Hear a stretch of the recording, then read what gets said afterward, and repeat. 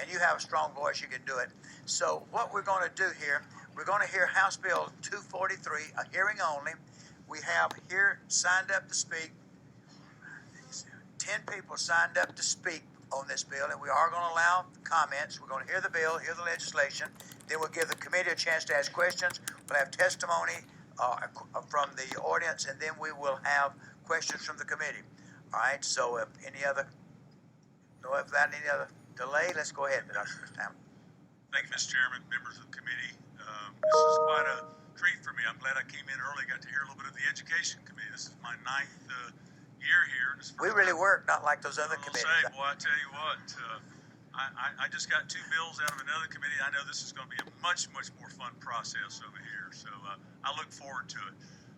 Seriously, though, let me tell you, one of the reasons I want to say that about this is my first time because I've never been involved in the education process, but for the last several years, if I may just give you a little bit of a history here, last several years I've been working on this initiative, and because I don't consider myself a bomb thrower or whatever, I wanted the timing to be right. And of course, Chairman, I've talked to you at various times and other people, and I feel like that this year the timing is right to bring this out. Let me tell you why I'm involved in this. I use myself as an example. I have 3 daughters. All 3 of those daughters have graduated, have gone on to 4-year institutions and have graduated. But all 3 of those children, we as parents identified the uniqueness of those children, and we said it's appropriate to have a unique education for those. And so all 3 of those children had some combination of public school, private school, and in many cases additional private tutoring. And because we as parents made that decision, I happen to represent the 24th District, which is in Forsyth County. I will say, arguably, Forsyth County school system is one of the finest school systems, not only in Georgia, but the Southeast. We don't have a public school issue in Forsyth County as far as I'm concerned. So let me say, first of all, this is not about a poor public education, or I'm not against public education. This legislation is all about giving parents the opportunity that want to, those parents that want to, and not all parents want to, but they want to take a very active role in their children's education. And this simply provides a pathway with some financial assistance for those to happen. We have various forms of parental choice right now, and I'll go through those later. But let me tell you about this legislation. So that was my premise behind creating this legislation. Similar legislation was introduced or has been in Arizona for 3 years. Florida's had it for 1 year. I'm working from LC 33-5918S. It's a substitute. We made several small changes, and I'll tell you what those changes are. But it operates under the premise similar to a health savings account or a health spending account. We create an education savings account opportunity. And so for any child that is entering kindergarten or the 1st grade, or beyond that is in the public school system for at least 1 semester, their parent has the opportunity to apply for this education savings account. First of all, from a financial standpoint, we're talking only the state dollars applicable to that particular student in that particular public school system. So as y'all know, it's probably an average of $4,400, but it could be anywhere from $3,500 to $5,000, whatever it is for that child. That's the dollars we're talking about. We're not talking about the local dollars. We're not talking about federal dollars. But those dollars, they apply, if it's successful, those dollars get put into a education savings account. The way the legislation is currently drafted, it's done on a quarterly basis. It's put into that account. And there's primarily 2 different paths that parent can take. One would be a private school. So they say, we want to go send our child to a private school. And so those are dollars directed by that particular parent, and they would choose that private school. It has to be an accredited private school, just like it currently is. And then that parent would be responsible for taking those dollars and obviously fulfilling their obligation to the private school, of which they could use these dollars towards that. The other option would be homeschool. A parent wants to homeschool their child or their children. And And in that particular case, just as they currently do, they have to purchase curriculum, they have to do a whole variety of things. And so this would give the ability for that parent to determine what curriculum was necessary.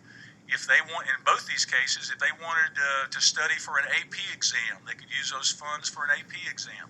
If they wanted a professional tutor or a counselor, or there's some disabilities or something that they wanted, because that parent says, my child is unique, and I'm going to do that, then they are able to take those dollars and put towards that. Now, we've built in safeguards in there. There is the opportunities for audits. There is a mechanism in there. And by the way, all this is, we recommend that it goes through GOSA. And so GOSA would establish the rules necessary, the Governor's Office of Student Achievement. Of course, y'all know that. I'm learning these acronyms now that I'm over here in education.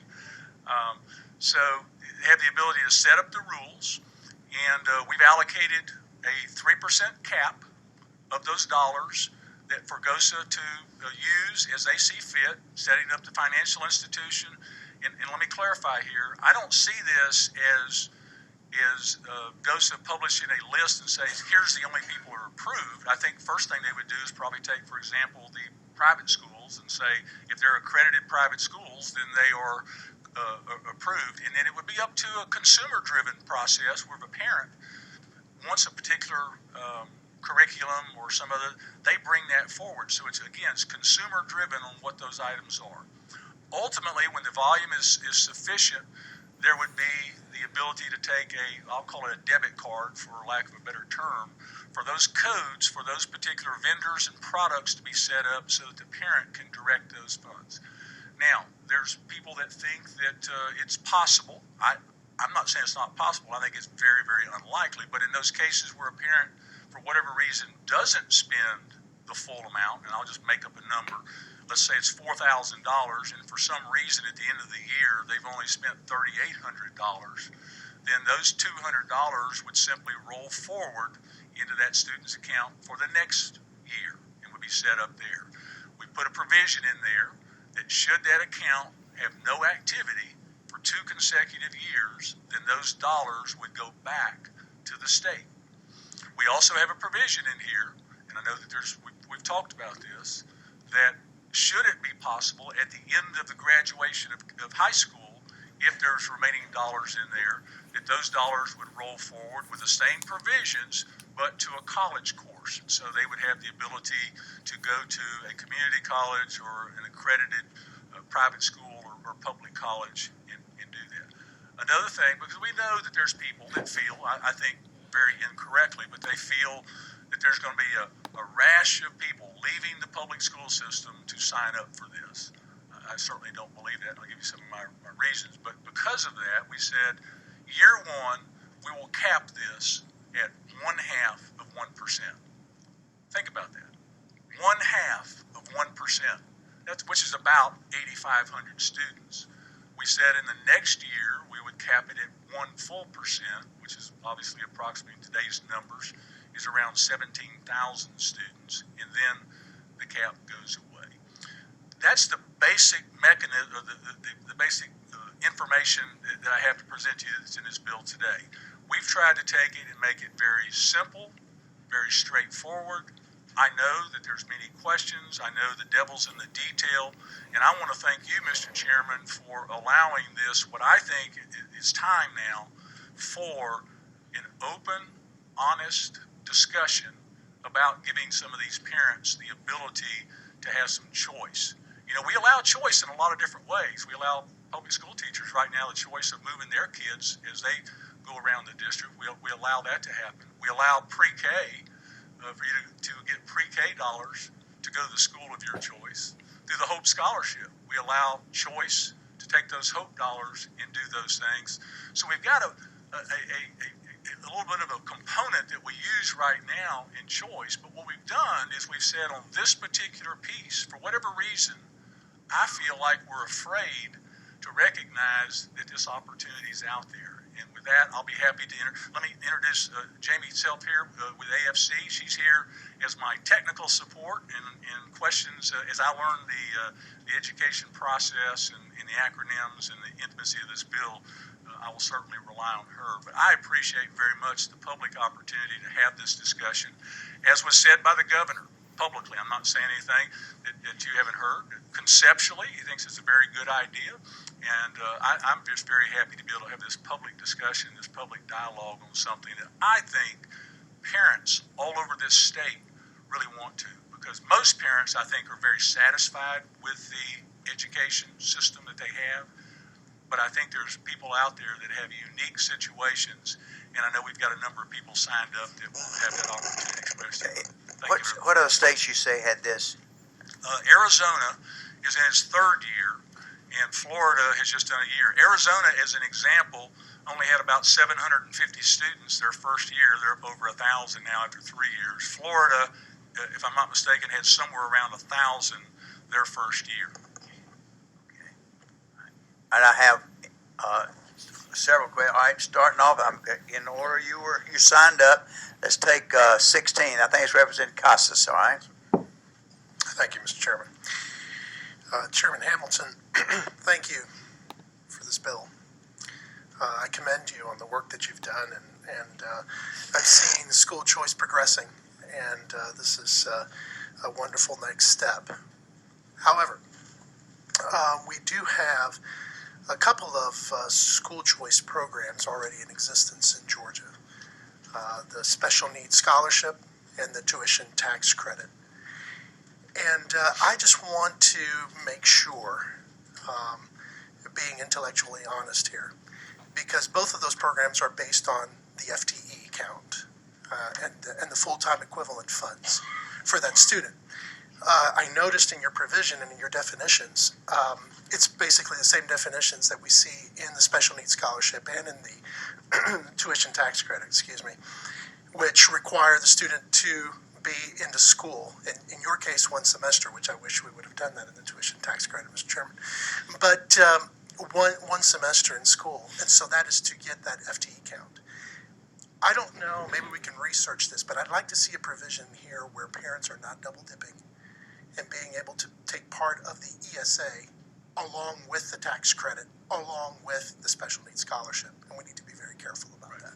And I would agree, we've discussed that, and to me, it's my interpretation that on the special needs, it's pretty distinctly different, so you don't have that.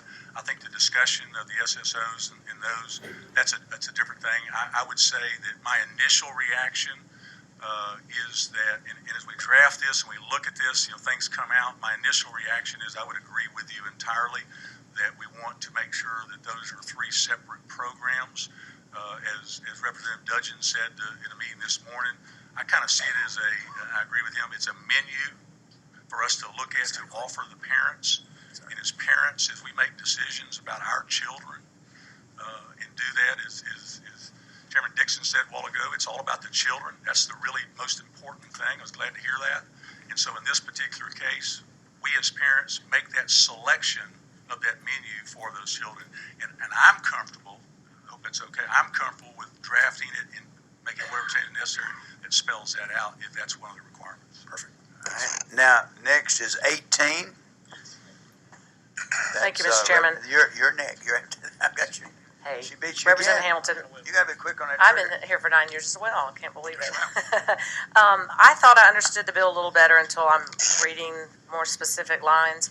Can you talk a little bit? It feels a bit contradictory to me when you have the qualifying educational expenses under 11, where it says resident school system means a public school system in which. I'm sorry, what line are you on, please? On page 2, line 11, under qualifying educational expenses.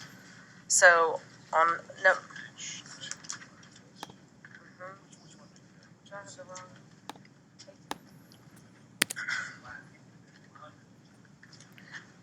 Line 52, I'm sorry. 11 is in the code. Sorry, line 52 on page 2. So here you're referring to qualifying educational expenses as being the public school, right? So they are, no. Resident school system means a public school system in which the eligible student would be enrolled. What does that mean? Because then on the next page it says not to enroll the eligible student in a public school. So can you explain that? Sure, they're not enrolled, but it's the school that they were enrolled. They would have been enrolled in kindergarten, first grade, or in that semester that they're there. So the point is, it's the as you know better than I, the funding for that really gets specific to where that student is, who the student is, and Right. what school they're in. And so it looks at that and says, that's the amount of state dollars for that particular student, and so it's identified that way.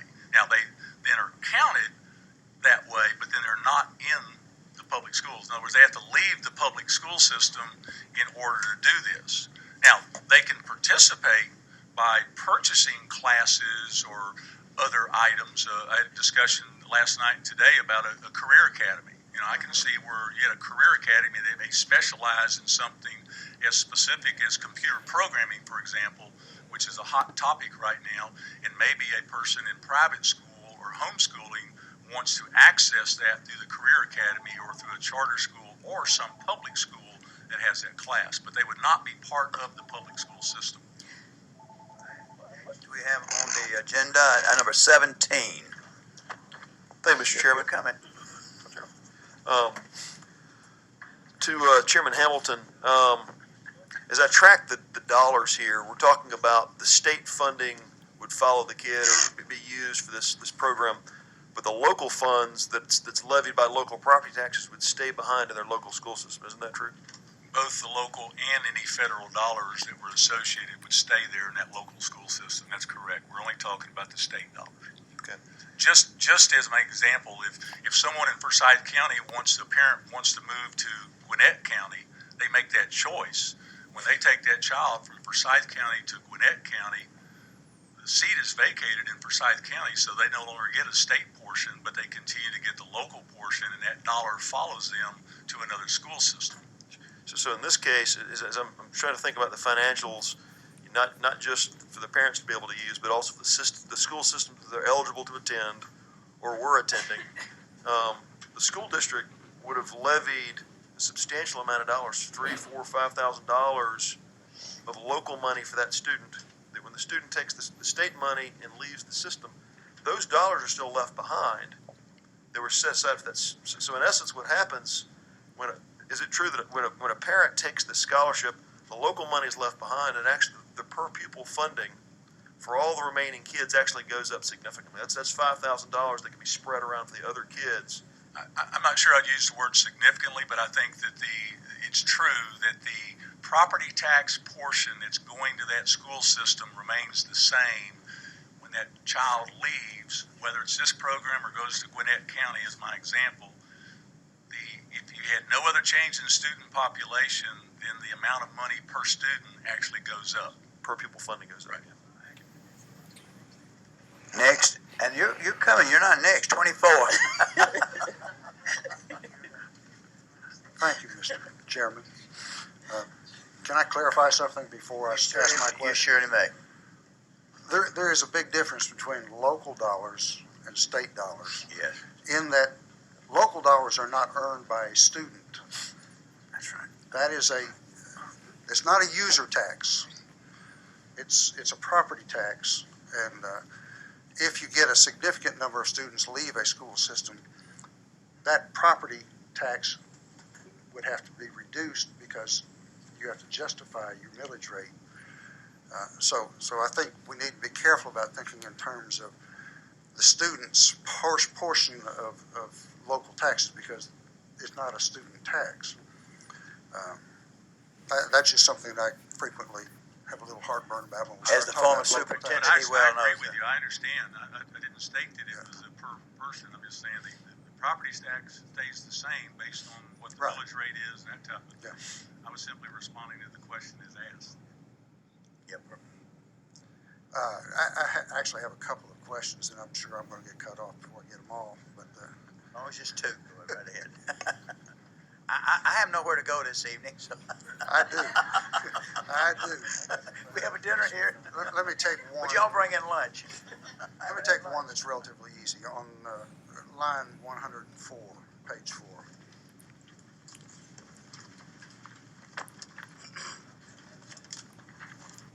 That's just something that jumped out at me. And I agree with what that section is intending to do. I have a little heartburn with using the word substantially misuse the education funds. that's a hard standard to justify. I'd almost be more inclined to say intentionally misused the funds. Because if they intentionally did, that's a big problem, regardless of what the level of misuse is. I could not agree more. I think that what we're doing here is we're just codifying the fact that they have authority to do that. Obviously, there's going to be rules and regulations set up to do this, but absolutely, I hear accountability using that word, and absolutely, these are state dollars. These are dollars that we as taxpayers have put into the coffer, and so I want to make sure that any opportunity or likelihood of being misused is eliminated as best we can, and also want to have a mechanism that should we verify or suspect, we put in here the ability to turn it over to law enforcement. I agree 100%. The other thing is a caution. I think Lou just left. I was going to ask him to comment on it. No, he just had his head down. We're talking about a situation which is very similar to the special education voucher program in terms of how we identify the student for funding purposes.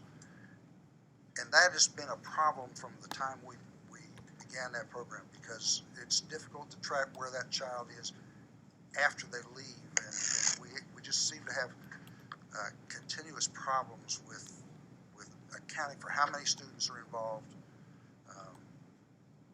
and how many are, when they drop out of the program. So it's just something I think the DOE and the financial folks over there who have to continue to track that and figure out what the allocation is supposed to be for the next year. In dealing with the budget, that particular program is always one that we have a difficult time making sure that we have it budgeted appropriately. This year, there's a $5 million difference in what it looked like at one point and what it ended up being. Do I get one more? May I comment? I mean, my comment is I agree. It needs to be, that's what we chose as far as the funding mechanism, the current system. We know that funding system is very likely or potentially can change, and so we want to follow along with that, whatever that funding system is. All right. Representative number 12. Okay. Yeah, there she is. Let me turn you on. There you go. Mr. Chairman, I have a question. As a parent of a student that did attend the online virtual charter school for a year, I wanted to know, and you might have answered it earlier and I just didn't catch it, will those parents be eligible for participating in the education savings account? Charter schools are public schools, so you would have that ability to do that. Okay. And my second question, if I may. Yes, ma'am. You may, Mr. Representative Stovall. What if parents want to financially contribute to the savings account as it's set up? Is that allowed, or would they need to set up something separate to do that? I understand it. That's I would doubt you could commingle funds, but I doubt if you would be able to do that. I think the word savings is it's not like I think you're going to be a savings account that you're drawing interest on. It's just it's a savings account, it's a spending account. However you want to look at that. So I don't think that there's an opportunity to do that. It's not written that way. Okay. All right, thank you. okay. Thank you. All right, next on is 19. You're finally there, okay? Mr. Chairman, I wasn't prepared, but You want I'm ready. You want to pass over? I'm ready. First of all, Representative Hamilton, thank you for bringing this legislation, and thank you for asking me to co-sponsor this legislation that I believe that is student-focused and that is directed at the needs of the student rather than the system, while also empowering parents. So thank you for that. The question that I have, or I've been some concerns that have been addressed, is that this ESA would be for a particular demographic or particular zip codes for particular income, people with affluent incomes and so on and so forth. Address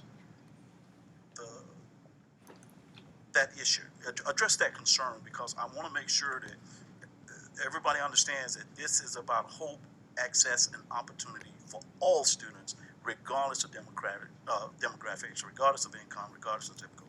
Could you address that for us, please? Sure. And that was one of the initial discussions that we had. And basically, I was committed from day one to say, I'm not going to put a value on a child differently that lives in one area or one different parent or whatever. I see them all as valuable lives when I have this opportunity.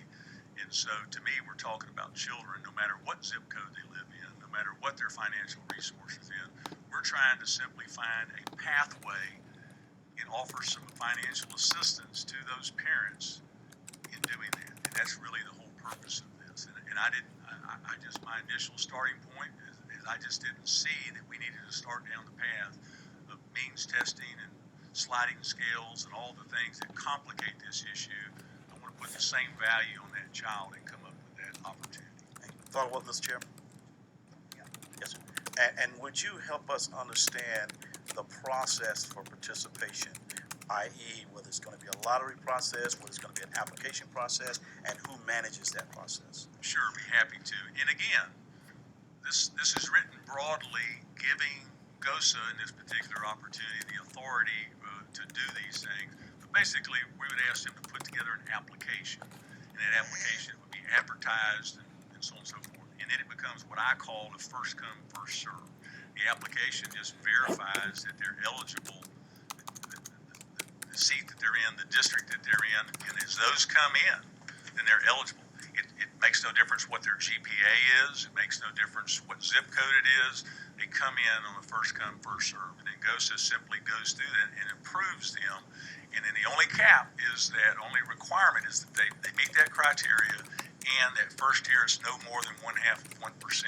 So people have been concerned about that, and I said, I hope that that's okay. I can't imagine that based on other prior history of other areas. And so it simply just starts the process. And all we're saying is the next year we would be willing to double that, and then the cap goes away. And that it's everybody that applies. Yeah, right. They have to say everyone who applies is qualified. Right. As long as they're entering the first grade, kindergarten, or they're existing in public schools. And to prohibit the perception of discrimination, because it's run through GOSA and the government entity, then it's subject to open records. Is that correct? I'm assuming GOSA is, but yes, it is. And you'll see there's a provision in there for audits and financial accountability. The fact that parents are responsible for submitting their testing results on an annual basis, just like and so we've set up using the current criteria for homeschooling as well as private schools. So we're not making special exceptions for people in that regard. We're also not making it more difficult. We're using the current mechanism that we have for students that already participate from an accountability standpoint, that already participate in private schools or homeschooling. Thanks so much. All right. Now, next we have Representative Kaiser. Kaiser? Oh, wait a minute. Excuse me. I'm sorry. No, your name. It's Representative Belton. I'm sorry. Go ahead. You wave. You got your question answered? All right. Next would be Kaiser, Representative Kaiser.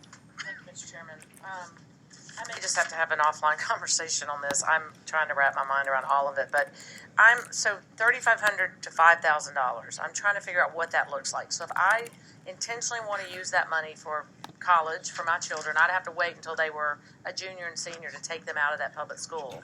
But they'd have to be enrolled in a private school. So, the money is not starting off with the intention for college funds. but it can be used for college funds, right? If there's anything left remaining after you graduate.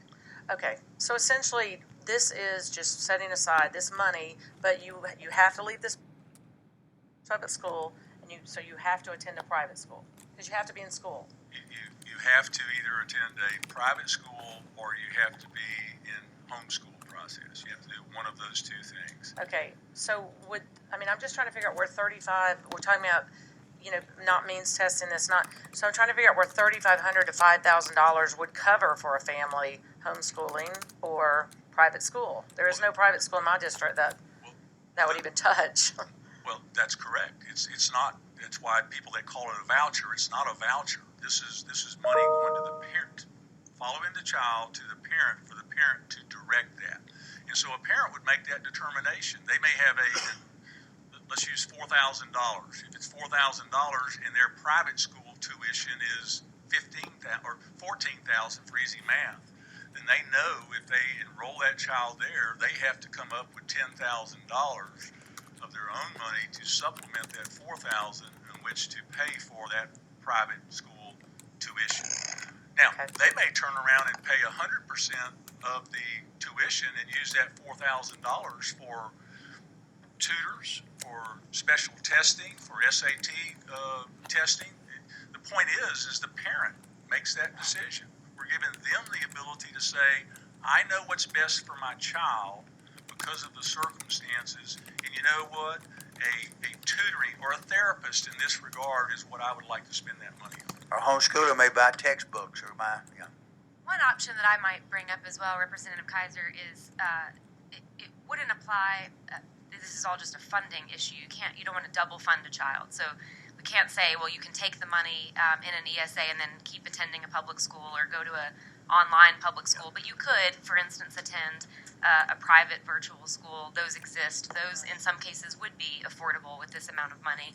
And there are a couple of private schools in the inner city, I think at least one or two in your district, that would be affordable under this scenario, but not all. I mean, I understand You that can tell me when those sometimes are. sometimes the perception of private education is sort of elite and expensive, and often it is. Right. But that's not the only option, and certainly there are online and digital options that are available for And then families as the well. money that the local and federal dollars that stay at the school, how long do they stay at the school? Like if, you take your child out at a high school, does the money stay there for 4 years? What if the child moves? Well, the property tax money is local money, so that's it's not there. based on student Okay. enrollment at all. Okay. Federal money is more complicated. and they won't draw down that federal money if it's for by child. It could be, it could Okay. be other. All right. Some of it could be grants. Depending on what it is. All right. Next on the list is 24. No, it's you're after him. You want to take her first? Well, your lights came on. Your light came on earlier, so go on to it. Okay. One question. Representative Baskin, you get ready because you're next. Okay.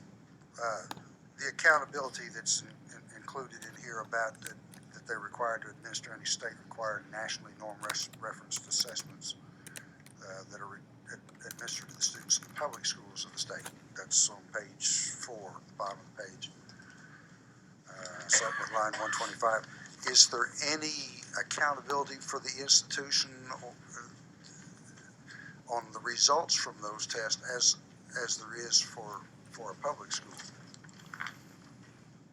The results are turned in.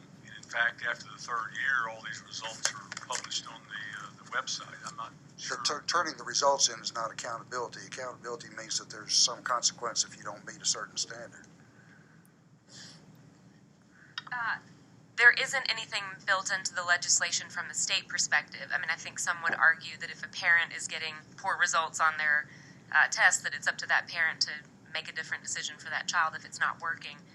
But one of the things that is complicated when we talk about testing and academic accountability, I think the reason that parents decide to use any number of options, be it online or homeschool or a private school in this case, could vary. Some of them might be academic, and sometimes it may be something else. If a child left a traditional public school to go to a private school because of a bullying case, or if they need an online education to meet a different need, be it some sort of we have examples of high-achieving athletes or musicians that are pursuing Olympic careers, perhaps, but they need an alternative school schedule. So there may be reasons outside of academics that a parent chooses, and I don't know that we, as in the state regulations, wanted to come in and say if it's not exactly this or that, then you've got to go somewhere else. At the same time, I think most parents are seeking a good education for their child if they're engaged in this program, and if the results were proving that they weren't receiving that education, they would be inclined to seek something else. I mean, I'll use myself as an example. If you look at my children, it was not one or the other. There were years of this, and then because of decisions we made, then they would switch schools to another one because we were taking that active role, and we felt like that they were either were or were not getting that. Now, I'm all for putting whatever we need to from an accountability standpoint. Maybe my experience is different than yours, but in my time as an administrator and a teacher in a school system, we had a very good private school in our community, and several in Chattanooga that folks sent their kids to, and that's fine. I don't have a problem with that at all. But we also had several other little small private schools that they would gain accreditation through some agency. Now, what that accreditation was worth would be another debate. But under the terms of this, there's no real accountability from the state in terms of we're investing state dollars in wherever they're getting that education. There are some little private schools out there that, I'm sorry, that they're not quality in any way, shape, or form, and yet parents still put their kids in those. So, I mean, we need to be careful that we don't overestimate what parents are going to do. Mr. Chairman, help us write the language that covers what you need. I would also say there's some public schools out there. If you look at the product Sure, that comes out of the public schools. Absolutely. And so I think there's accountability on. But we specify what accrediting agencies are valid for the state's purposes. That would be one step in qualifying who gets those dollars. I'm here to have a public discussion on the merits of this concept. That's what I'm just giving you a suggestion. And those are the types of things. If that's what we need to do to strengthen this, I'm very open to doing that. Let me say this: we have a lot of speakers, so we're going to hold this to a question and an answer quickly as we can. All right, 25.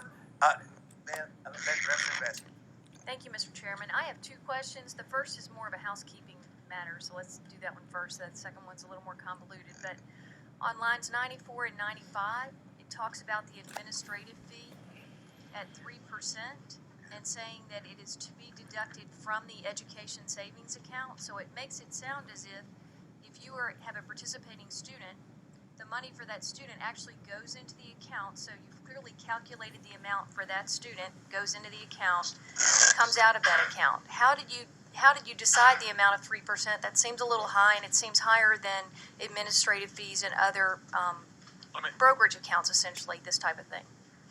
Arizona had zero when they first started out. They had some costs that they put in there. Then they had to put a cap in there. Florida got their program started quicker and with less money because they took Arizona. They had an 84-page manual or something, and so they didn't have anything set there, and now they put a cap in there. We just said we know it's going to cost something to get this thing started, and so based on what we found in Arizona and Florida, we thought 3% was a starting point. It's not going to come out of the account. It's going to come out of the overall 3%. So you might receive, instead of receiving 100% funding, you might get 98% or 97%. But the way this is worded, it says it will come from the education savings account. So it looks as if you will get a contribution at the beginning of the year of $3,000, and the next day your $90 is going to come out. Let's counsel on that and find out. It may be. That's the intent, is for them to determine what the cost is. Right. Cumulative, we're talking. But it seems like a high charge. And it does say up to 3. So I think if the office feels that they could administer the program for less, then they have the ability to do that. But we didn't want to hamstring them, especially in the early stages, getting up to speed. All right. My second question is about using these dollars to fund post-secondary education. And if you go to line 46 and 47, lines 46 and 47, where it says qualifying educational expenses include contributions to qualified tuition program under a Section 529 plan. Is that a basic what we call a 529 plan, or are we talking about a prepaid tuition plan there? This is a 529. We put that in there initially. Well, that's my question, so hold that thought. So this is saying your qualified education expenses, you could contribute them immediately to a 529 plan for that child.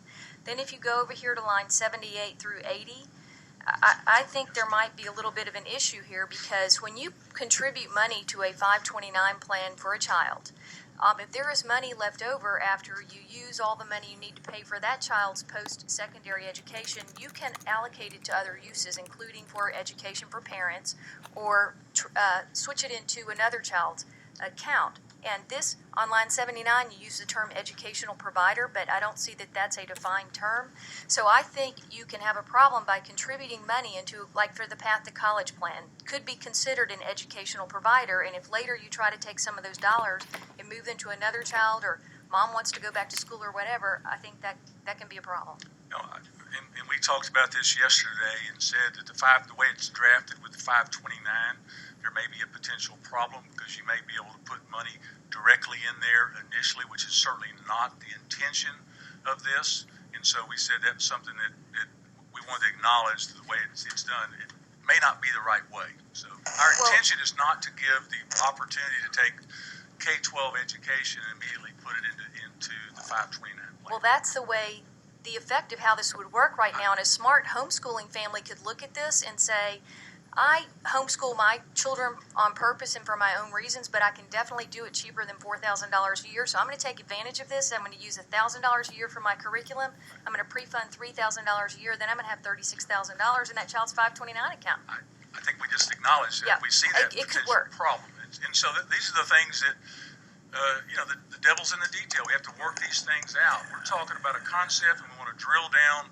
We've already discussed that. The intention is not to create the opportunity for someone just to use the money to fund their. Yeah, let's remember this is a hearing today.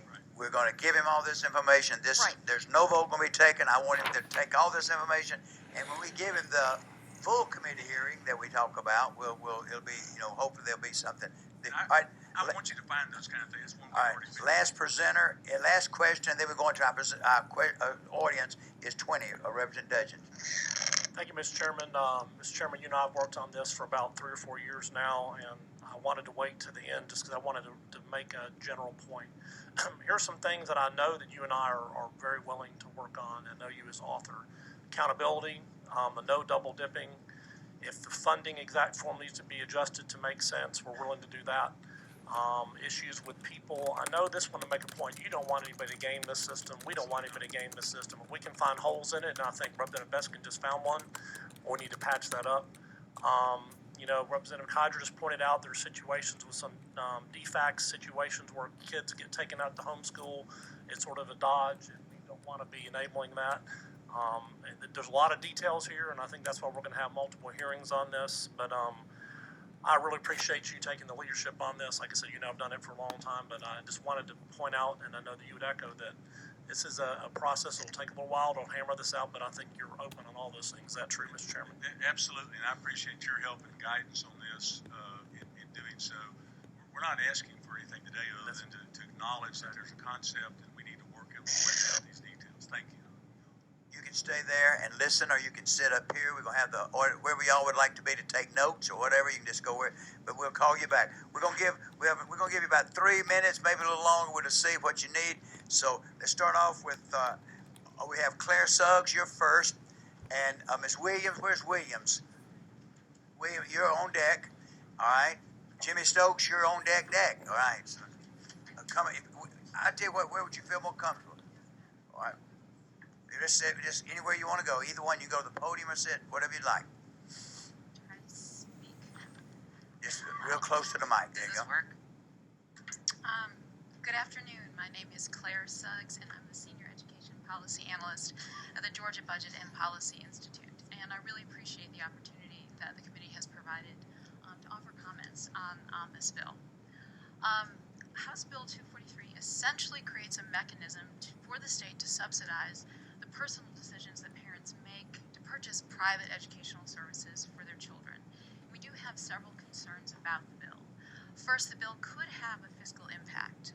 Using fiscal data using fiscal year 2015 data on QBE earnings and student enrollment, we estimate that the amount of the subsidy, which is the amount of state funds that would move from districts to the education savings accounts, will be about $35 million for fiscal year 2016, and for fiscal year 2017 would be approximately $71 million.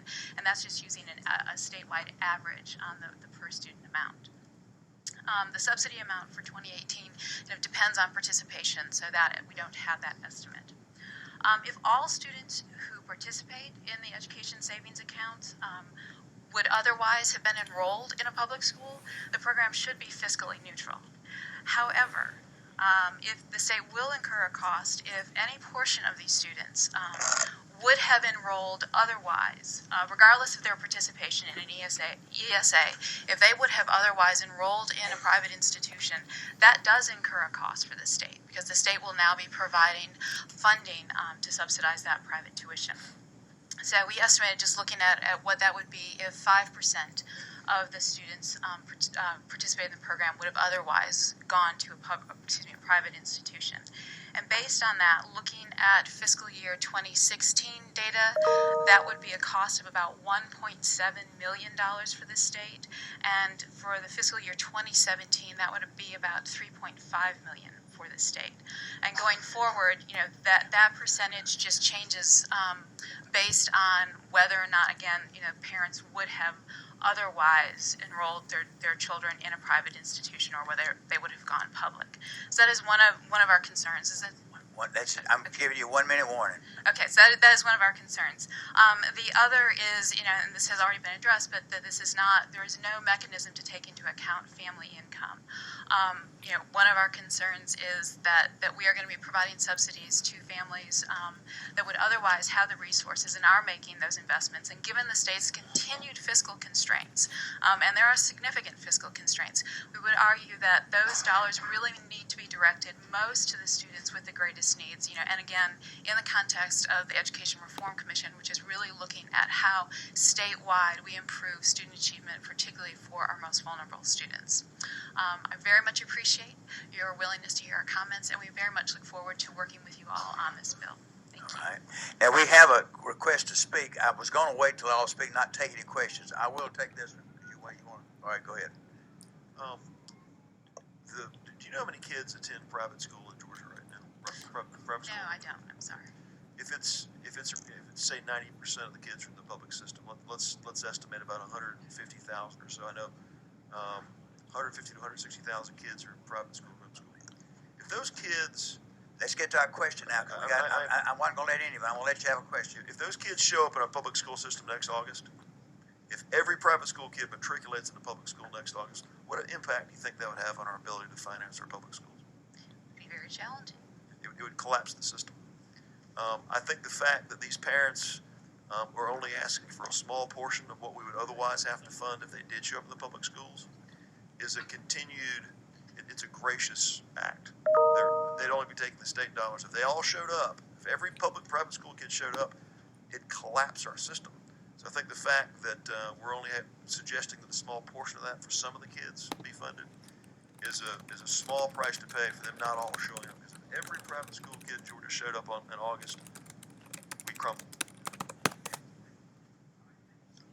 All right, next we have Williams, and then after that, Stokes. On deck is Hall, okay? Good afternoon, Mr. Chairman, and all of you who are members of the committee. My name is LaToya Williams, and I stand today just to tell my story from a different perspective. Don't know a lot of statistics, don't have any, but I am a mom. I'm a parent of an 11-year-old son who is now currently in the 6th grade.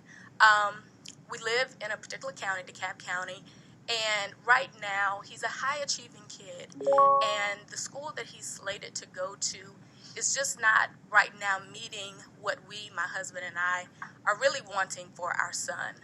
He's high-achieving, he has a lot of potential, and we kind of want to push that. As I was doing, I said I don't know a lot of statistics, but I know a little, but looking at the particular school that he's slated to attend, it ranked about 440 out of 480. And that for me is not a satisfactory education for my particular son. I am a public school product, and I would like to think that I came out fairly well.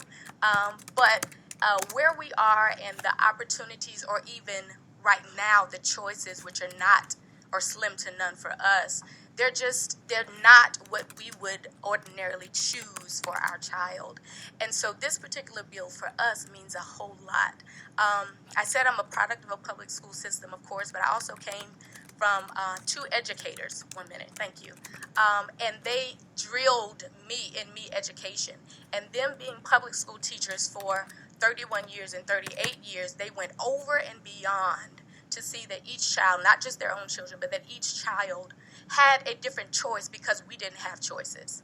And so this for us really gives me as an educator's child and having a child who I want to excel even what I've accomplished, it gives us the opportunity to give him something that we never could have. So thank you so much for your time, and thank you for just allowing this forum. I want to ask you, Sure. what are explain the significance of the scars? I mean, the yellow. Oh, the scarves. This is it's kind of a school choice scarf, and Okay. we received this from the AFC, the American Federation for Children, Okay. who I've been doing work with, and many of us have been doing work with on school choice. Thank you. That's what. All right. All right. Next, we have Mr. Stokes, and on deck we have Hall. Where's? Thank you, Mr. Chairman. To continue your baseball analogy, the third person is the person in the hole. Okay, that's right. That's right. In the hole. Thank you. I want to remember that one. I'm Jimmy Stokes. Thank you for the opportunity of speaking on this bill. I have some serious concerns with this legislation. One of my most serious concerns is that there is no definition of where the money comes from. You can't say it simply comes from the FTE funds because these are ghost FTEs because the people aren't there. But there is no doubt about the fact that they would be state funds that went into the ESAs. I would remind you of the principle of Georgia law is that we do not put public funds in private institutions. I have no objection to individuals attending private school. They certainly are free to have that choice. If you don't like the taste of rutabagas, you don't have to eat them. But at the same time, you can't make the grocer pay you to not eat them. And that's basically what is transpiring with this bill. Thank you, Mr. Chairman. And I would also remind you, all of you, that your rules call for a physical note on this bill since state funds would have to be expended. And since this is a hearing, that's why we have it. We'll take notes of all of that. Now we have ready to bat Hall, on deck Stevens, in the hole Cook, and hoping none of them strike out Palm. Okay. Thank you, Mr. Chairman. I am certainly representing different demographics. I've been working with the Federation for Children. I'm a pastor, and I want to talk about this bill because I'm for it because it provides options. And for many people, especially in the particular community where I pastor and even communities that I've grown up in, that's been something that we necessarily haven't had a whole lot of. And so I am for this, and I certainly hope you will consider it. And I know the due diligence for the things that perhaps are wanting in the bill will be fixed. And here's one of the last things I want to say about this is that there are some persons that really want to do better, and what I like about all of this is that there will be some investment on their part. It's not a check where everything is paid for, everything is done. They're going to have to put some of their own funds and put their own resources in this. And so that's the thing that I like the most about it. It's not just a free check, but it is them having the opportunity to provide better with assistance. Thank you. Very good. Thank you very much. All right. Let's say Hall. Stevens. Yes, I know. See, I'm just okay. Mr. Stephen Hall. I got it. Yeah. Thank you, Mr. Chairman. But my name is Josh Stevens. I'm with the Professional Association of Georgia Educators. Oh, I'm sorry. Wait a minute. I'm sorry. It's Josh Stevens. I got your name. I'm sorry. Good. I was calling you Mr. No worries. Tell us your name and start over. Sure thing. I'm tired. I've had a 4-hour meeting. I'm tired. I know you have. Right, I've been we're sitting starting there the clock. with you. Restarting the clock. Give us your No name. problem. I know you, Josh. Go ahead. So my name is Josh Stevens. I'm with the Professional Association of Georgia Educators. Margaret Ciccarelli sends her condolences for not being, or apologies for not being here. She's home with sick kids today. But I'll go ahead and deliver testimony. Page is opposed to House Bill 243 due to our continued concern with expanding Georgia's voucher programs. We thank Representative Hamilton for adding lines 125 to 127, which require administration of statewide and national assessments to add accountability for student achievement. However, we are still concerned about there being few accountability measures built into the legislation to protect critical state dollars for public education. One recommendation that we do have is possibly sending this idea in the legislation to the governor's Education Reform Commission, as he has a subcommittee that deals with school choice, and this might be a proper avenue for that to further study this and come back with a different plan. Thank you. Thank you, Josh. All right, next we have Cedar Cook. Then Angela Palms on deck. Thank you, Mr. Chairman. Am I right that you're not voting on today? No, So no vote. There Just will be a subcommittee where we can comment. no. This is it. This is the comment. Okay, This okay. is the subcommittee meeting, but That's we did what it I in wanted to full check. where everybody could hear it. Okay, then I'll. At the recommendation of the subcommittee chair. Okay, thank you. Because I only learned it actually last night at dinner. Somebody said, "What have you heard about this savings account bill?" I hadn't. I went home. I haven't had time because of the other meeting to think about the details. I just want to say something about my concern of the ways in one place or another public education, public other services are being connected with private, the division between public money for public services. I've been struggling with this for decades. I remember in the 70s when the voucher systems we were talking about. And so I don't have a knowledge enough of this bill at this time to have the kind of precise ways it could or couldn't be fixed. I'm concerned about even considering it all, and I hope that some people think about how this adds up with other things that are going on, so that it's not just looking at them separately. Okay, thank you. All right. Next we have Angela Palm, and I think it's Michael Surma. Is that right? Did I get that right? Michael? There you I see. Yeah, I know. Yeah, Michael. All right, good. Angela? First of all, I'd like to say thank you to Chairman Hamilton. This is the first voucher, in my view it's voucher, I know you don't look at it that way. This is the first voucher bill I have seen presented that did not trash public schools, and that was not pushed forward on the basis of public schools are broken, they're failing, and all negativity. So I appreciate the fact that he brought this and is presenting it on his own merits, rather than to the detriment of our public system. We have for a long time required that students go to school. We have provided a public system for them to go to. We've also allowed parents the option to send their children to a private school or homeschool them. For the last 8 years, we've seen a change. We've had numerous proposals, some of them passed and are in statute, to provide funding to the parents making the choice of one of those alternatives of going to a private school or this will be the first time we've gotten funding to a homeschooler as a way to educate their children. So it seems like we are moving towards possibly no longer simply focusing on funding a system in which children can choose to go to provide that alternative for them, but it's the parents' money to choose in which they spend it. And I would say that if that's the way we're going, that it's the parents' money or the child's money, as opposed to the state or local system and provide a system, then we also need to decide what the rules are around spending that money. No matter what kind of school it is, whether it's the public school, the private school, the home school, whatever it is, what are the rules around the use of public money in education? And I would say that they should be the same across the board. They aren't. And I think that that's an important thing to keep in mind. Very often when we've talked about this in the past, an answer to me is, but we're talking about private schools. They're private, so we don't want to create rules for them. I would say that if we are going to go farther into this uncharted territory, then we also need to decide, is there a point where private is no longer private? If over half their students or majority of their students are coming with public money, if all of their students are coming with public money, are they private? Or should they have an obligation to provide more information?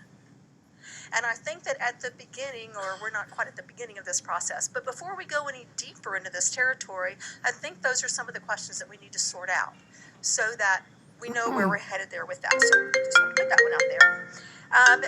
As to the bill itself, there's a huge change in OSA's role in this bill. There's not, okay. There's not usually, OSA doesn't usually handle finance, administration, those kinds of things. So either you're preparing to change DOE or we need to switch some language around.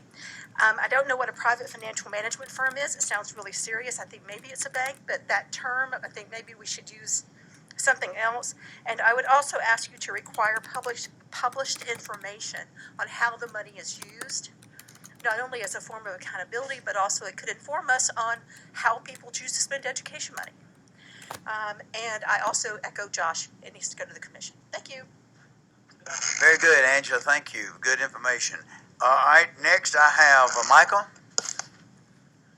Georgia Association. Tell me, you're superintendent. Michael Surma, Georgia School Superintendent. I failed to do that with some of the others. Angela with Georgia School Board Association. I think she may have said that. But. Yes. Thank you for the opportunity, Representative Hamilton, for bringing this forward. Georgia School Superintendents Association does have a long-standing tradition of being opposed to that mingling of private and public dollars. I am a private school student who spent 35 years working in public schools, so I'm really mixed. But there are a number of issues in that bill, and I know that we want to be able to work with you on those, and some of those were brought up by members of your own, such as, and I know this bill wants to focus, but there are a number of opportunities here, such as tuition, not tuition, but payment for private tutoring, materials, fees for non-public learning online, everything else. That would be good for all students, possibly. And if all students could participate in some type of savings account, whether it's state-funded or not. And I think you have to consider all the people, because a lot of people do pay for those tuitions and those tutorings and everything else that they want to have their students participate in. Those would be good pieces to consider. There's some little tiny things, like one of them is they have to sign up that they will not go to a public school. We all know that students are fifth graders are fifth graders, and there was many a days I was threatened to be going to some other school by my fifth grade teacher. But those people then, as a superintendent, I would have to say, no, you signed a voucher, said you can't come. They're going to go somewhere, folks. I mean, we have to accept that ability and figure out how to work with those. FTE enrollment is already brought up and dealt with, but also after hearing the presentation this afternoon, most of you were at, that whole discussion and talking about those students, it may be a time to look at those students in those failing schools getting priority for this type of thing for whatever school they go to. If you have those students and it's a good thing that they're in those schools that are failing, can they go to other schools and take those funds and use them in other schools, not just private schools? But look at the large picture, the whole picture of this as it goes forward, I think our considerations. And I know there's going to be work done on this. We stand ready to work on this with you and appreciate all your efforts to support the children of the state of Georgia. Thank you. Thank you so much for your comments. All right, next we have Ron Mahoney. Ron's with the Foundation for Excellence in Education. Ryan. Thank you, Mr. Chairman. Appreciate the opportunity to speak with you today. I think the last time I had the pleasure, I was still with the Georgia Chamber. So that's right. I guess thank you for going easy on me first time in the new role. Yeah, I'm deciding. Man, you're just hopping over everywhere. Yes, sir. Yes, sir. Not to be confused with the Ryan Mahoney who works for the GOP. That's not good. Me. That's right. By that name. So many of you know well the organization I now work for, the Foundation. Some of you actually made it up to our national summit this year in D.C. Glad to have you. Hope more of you can make it next year. Those of you that don't know, we were founded in 2008 by former Governor Jeb Bush, chaired today by former Secretary of State Condoleezza Rice. And we work with decision makers like yourselves all across the nation to help students achieve their full potential. Education savings account are actually a policy that we helped to pioneer in Arizona and Florida. And we're working with about 15 states now all across the country, but they're also looking at ESA legislation this year. I want to bring it back to where Representative Hamilton started and also agree with my learned friend Angela Palm, which is that indeed this is not an attack on public education. This is one answer to Georgia's many challenges in education. Students need instruction and services that are tailored to their specific needs so that they can excel. Even great public schools aren't always the right fit for every student. You can have, as a student, an F experience in an A school. You talk about fast learners, students with learning disabilities, disabled students, special needs students, elite student athletes, kids who've been bullied, rural students who live a long way from the county school, military families who move a lot, chronically ill students. These are among the kids that would benefit from an ESA. A student and his parents might want or need a different learning environment, more individual attention, more personalization, better college preparation, a safer learning environment, better discipline. All of these reasons were cited by Georgia parents in a survey a year or two ago on why parents chose alternate education options for their students. No one school, public or private, can possibly provide all of these things. That's why we have options. ESAs help to meet this need because they give parents the opportunity to truly customize their child's education, to find the right approach or combination of approaches, and we've touched on this earlier, that work for their particular student. Online learning, homeschool, private school, tutoring, even college education or dual enrollment. And critically, for disabled students, help with the therapy that they need to function and to learn. This is truly parent-driven education in a way we have not seen before, just as health savings accounts, it was pointed out earlier, are consumer-driven healthcare. Almost done. Parents love this, by the way. The Arizona program is at 100% parental satisfaction, which I've never seen for a government program. And recent Georgia polling shows very strong support for this type of program among Republicans and Democrats both. This is a win for local public schools, too. I think it was pointed out this is actually a savings to them in terms of the federal and local monies remaining with the district, as Representative Hamilton and Representative Setzler and Representative Dixon said. That's money that can be used to be directed to students to provide them with more resources that are still there. And finally, ESAs are accountable to taxpayers and policymakers. We look forward to working with the chairman and the sponsor and others to refining that language and making sure it is appropriately accountable, that it is responsive to those needs, and to the goal that we all share of improving student achievement. Thank you for your time, and I was going to take questions, but I'm not going to stand between you. Thank you so much. I want to tell you, it's been a long day. Thank you so much, all our presenters, all from the audience.